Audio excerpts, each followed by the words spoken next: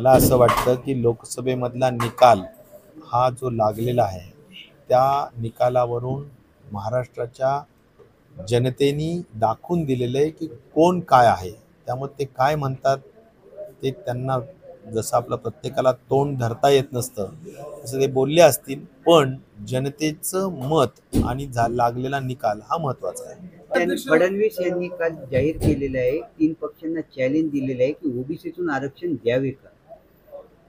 मला वाटतं की तो हे बघा, सरकारने आरक्षणाच्या बाबतीत जे जे काही जरांगे पाटलांनाही शब्द दिलेत, तो शब्द आणि ओबीसीच्याही लोकांना शब्द दिलेत, ते शब्द देत असताना त्यांनी जे काही त्यांच्याजवळ जाऊन बसून चर्चा केलेली असेल त्यावेळी कुणाला विश्वासात घेऊन काम केलेलं नव्हतं, ते जाऊन त्यांनी केलेलं। तर त्या दृष्टिकोनातून त्यांनी निर्णय घ्यावा ना। आम्ही जरूर या सगळ्या आरक्षणाच्या बाबतीत त्यांनी निर्णय घ्यावा ही अपेक्षा आम्ही विधानसभेत सुद्धा व्यक्त केली आहे। किती जागा आपण लढवणार नांदेड जिल्ह्यात?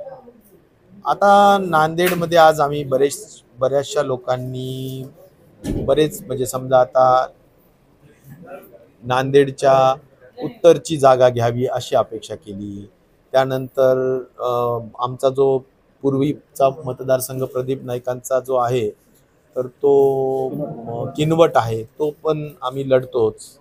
त्याच्यानंतर नायगाव मतदारसंघ सुद्धा आमचा पूर्वीपासूनचा आहे, तो घ्यावा अशी पण अपेक्षा आहे।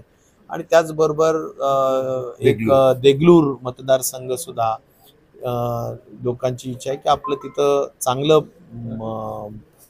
संघटन बळ आहे, त्या दृष्टिकोनातून तो पण घ्यावा। अशा एक 4-5 जागेंच्या बाबतीतला क्लेम करावा।